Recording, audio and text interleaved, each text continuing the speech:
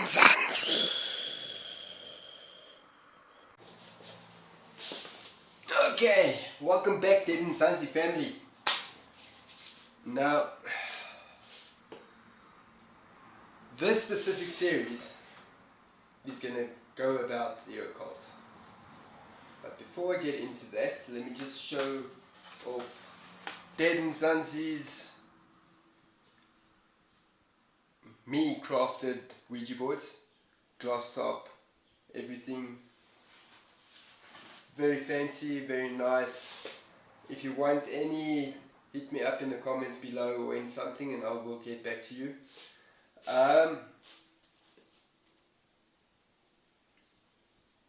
The Occult. That is the series we are diving into. We're going to be doing an interview with somebody in the occult. We are going to be recording rituals.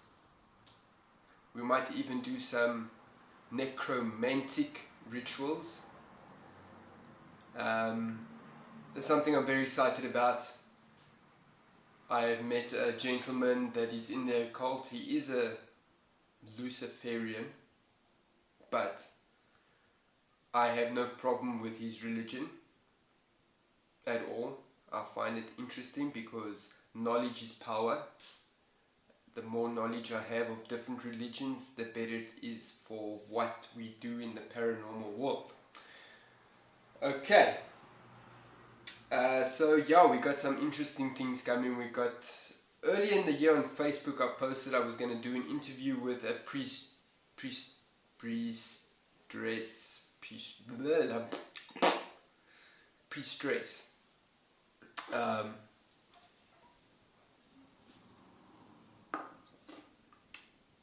That's going to come because this specific occultist is involved with her as well, and things are going to happen. Look, that interview got cancelled because of the lockdown and crap. But yeah, that is now going to happen. So I decided to start this series off. Not specifically with the person I'm going to speak about, but because we do paranormal things, the house. But in any case, Aleister Crowley.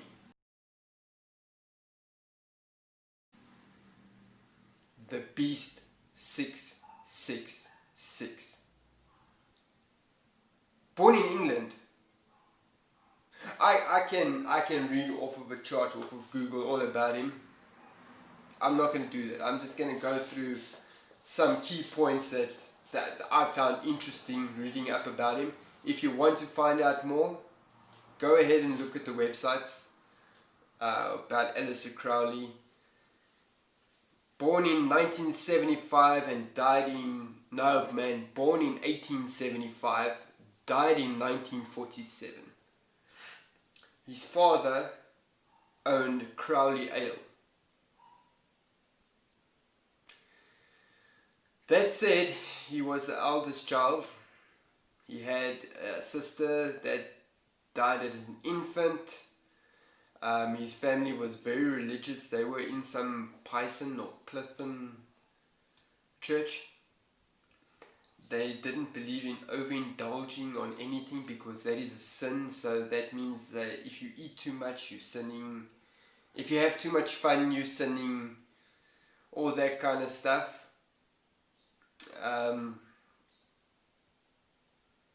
They didn't drink at all, even though his father owned a distillery. They did not drink. But his father passed away. He inherited a truckload of money. And he was also very ill. So his mother sent him to his uncle. And his uncle said, well, since the doctors say you're not going to live long, you know what, enjoy life. And he introduced him to underage drinking, prostitution, drugs, and all of that, which will lead into the person that Aleister Crowley became. He went back home because he was diagnosed as cured, and he went back home. He slept apparently with the maid, and his mother then called him evil and said he is the beast 666. Okay. Eventually his mother died and everything, and now he has this truckload of money. He decided he was a mountaineer, he was a poet, he was a philosopher, he was a wizard, a magician, he was a few different things, and he wrote a couple of books as well.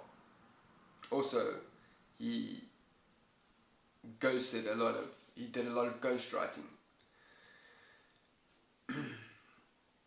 He went around the world. He was at a place, I'm going to mention the specific two places. I don't know. The one is the Hell's Gate, or the Devil's Gate in California. He did a ritual in that tunnel. That tunnel has since been sealed off. You cannot enter it at all. I know one of my YouTubers that I follow was there last week, and it is closed. But yeah, he went to an island there where he spent 40 days and 14 nights writing. He painted on the rocks around the place. You can actually go to this island. I think it's in New Hampshire. No, not New Hampshire. New Orleans. New Jersey. One of those, something. But in any case, he went there. He didn't take food with him or anything. People from the shore saw this man and they used to send him rations and so on. Artists came to him, they brought him drugs, company, and stuff like that. He used to practice magical sexuality. I don't know. I don't want to get into that side of it. But he was part of the Golden Dawn Occult, where he did a lot of his learning from, and also he started to teach through them. That said, his way of the occult, in our times now, he used very old-fashioned methods and things like that. But,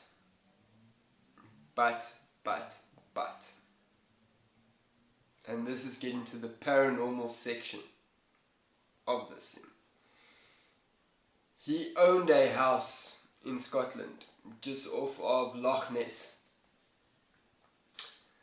Now, this specific house, you can Google the name of the house, or I'll add it to the descriptions below. Believe me, don't trust me when I say that, because I often forget to add it to the descriptions.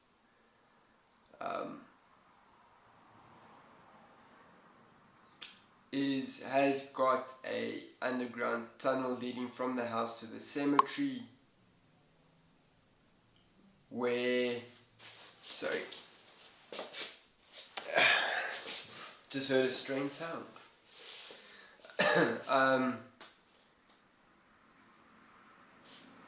Where there has been some, well, not, it has discovered that witches are also buried in the cemetery, which all coincides with why he bought the property. The property that he did buy, there was a church on the property that burnt down with the whole congregation inside. So basically saying the whole land that his house and the cemetery is on is, they say it's cursed land. That said, he decided that he was going to do a ritual to summon the 12 kings and dukes of hell. And he did it. Jimmy Page, who owned the house later years, although he didn't stay there very long, and if to people that don't know, Jimmy Page is one of the founding members of Led Zeppelin, also involved in the occult and dark things. But nonetheless, Jimmy Page said that he did hear footsteps and things like that. Enough said. There was a suicide on the property. A housekeeper's son of 10 died suddenly without any signs of illness. It burnt down twice. The house burnt down twice in 2015 and 2019. 2 weeks ago, friends of mine on Twitter informed me that on the Scottish news, on the news bulletin, the property is for sale again through the Crowley Foundation, which is a non-profit organization. But there's also talks of it becoming a residential area. People are very against that because it's going to draw Satanism to the area and so on and so forth. But back to the demons, the kings and dukes of hell that he summoned in that house. He did the ritual from Italy, where he was banished a few years earlier, a few years prior to him going to Scotland. He was banished there for some sacrificial nonsense. He was called back there to the Golden Dawn. He left the property. He didn't close off his ritual. Now, if you do know anything about rituals or anything, the closing off of the ritual is very important. It's an important part of the ritual, is the closing off. That said, this house is haunted. An investigator went there a few years ago. Look, you can get into the property by contacting the Crowley Foundation. Otherwise, if you are caught trespassing on the property, you will be locked up. But nonetheless, a paranormal team did go there, and that team, they didn't do their protection on themselves and so on. Something followed them home.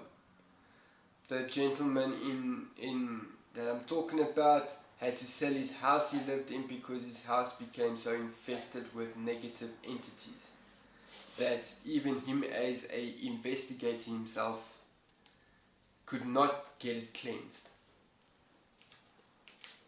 But okay, that's our intro to the occult. So, Dead Mnzanzi family, this is going to be a very interesting series. There will be a few parts to it. It will be a part, and maybe I'll do something else in another part, because it goes around time to get to the rituals and what days the rituals are on. I would like to do more uploads, so it will be in between, but I will mark them part 1, part 2, part 3, and so on. This is not part 1. This is just the introduction to the occult. Okay, the gentleman that I will be interviewing later in the week, we will go into more what we can expect out of the series. I don't know if the whole team will join, or just I will do it. It does again revolve around time, but definitely we're going to get it. So if you know people that are into the occult, share it, spread the word that Dead Mnzanzi is going deep into the occult for an adventure of a lifetime. guys, Dead Mnzanzi family, Merry Christmas. Enjoy the festive season. Stay safe. If you have any recommendations on any witchcraft you would like us to, spells you would like us to do, or what witchcraft you would like us to talk about, drop a comment below. Hit that subscribe, hit that alert button, because as I've said, I've slightly pulled away from Facebook. The reason for that is, for the last year, the Facebook page grew to a staggering number of 740 or 50 members, and I only have 106 subscribers on YouTube, of which only 10 of them are from Facebook. Let's say 20 are from Facebook. The rest have come from Twitter. I've got a bigger community on Twitter that follow me on Twitter. I will add my Twitter link below. And we're gonna end 2020, the crappiest year in history, I think. Well, the crappiest year in my history, because I know with the wars and stuff previously,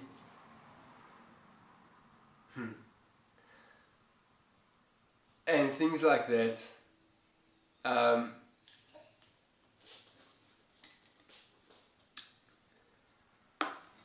The occult and the Nazis. I'm gonna go into that as well. But as for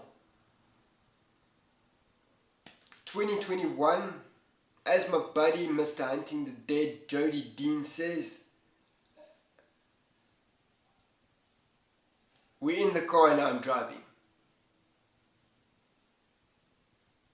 Family, let's make Dead Mnzanzi grow.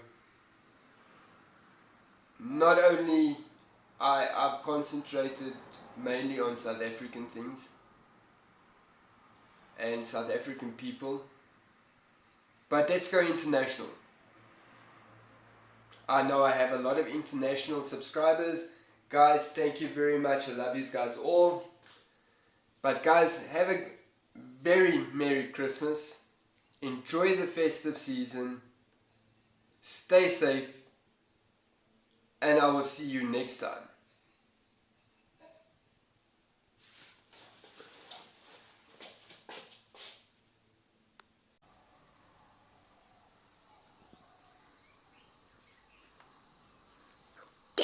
Mnzanzi.